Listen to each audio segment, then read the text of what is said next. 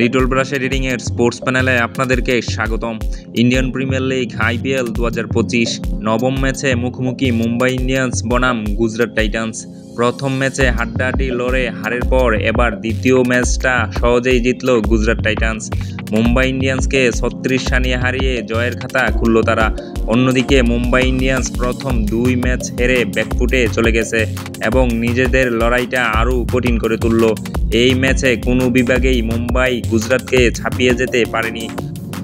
টসে জিতে বোলিং করার সিদ্ধান্ত নেয় মুম্বাই ইন্ডিয়ান্সের অধিনায়ক হার্দিক পান্ডিয়া।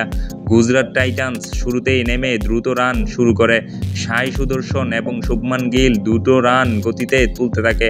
ওপেনিং জুটিতে আসে 78 রান। শুভমান গিল 27 বলে 38 রান করে এবং রানের গতি সেট করে দেন। এরপর দল সেই গতিতে এগোতে থাকে। প্রথম উইকেটে 78 রান উঠার পর দ্বিতীয় উইকেটে উঠে 51 রান। সাই সুদর্শন এবং জস বাটলার এই ইনিংস তৈরি করেন।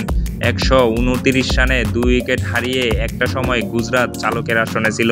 200 রান আসছে বলে ধরেছিল সমর্থকরা, কিন্তু 196 রানে আটকে যেতে হয় তাদের।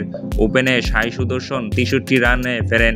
অন্যদিকে জস বাটলার করেন 39 রান তাড়া করতে নেমে এই ম্যাচে ব্যর্থ হন রোহিত শর্মা। গত ম্যাচে 0 রানে ফেরার পর এই ম্যাচে করেন মাত্র 8 রান। সিরাজের বলে বোল্ড হন তিনি। এরপর রায়ান 6 রানে ফেরেন। 35 রানে 2 উইকেট হারিয়ে মুম্বাই একটা সময় দুঃখছিল। সেই সময় তিলক বর্মা এবং সূর্যকুমার যাদব রান করে দলের হাল ধরেন।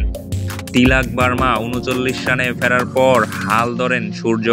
রবিন করেন 3 রান। তবে সূর্য 48 রানে আউট হওয়ার পর ম্যাচ আর মুম্বাইয়ের পক্ষে ছিল না। এরপর 11 রান করে আউট হন হার্দিক। সবচেয়ে তাৎপর্যপূর্ণ হচ্ছে হার্দিকের 17 বলে 11 রান করে। ফলে নির্ধারিত 20 ওভারে 6 উইকেট হারিয়ে 160 রানে আটকে যায় মুম্বাই। গুজরাট টাইটান্স ম্যাচ জিতে নেয় 36 রানে। উক্ত ম্যাচে কোন খেলোয়াড়ের খেলা আপনার সবচেয়ে বেশি ভালো লেগেছে বা কোন ইনিংসটি আপনার কাছে সবচেয়ে ভালো লেগেছে অবশ্যই কমেন্টে জানাবেন। আপনার কমেন্টের আশায় রইলাম।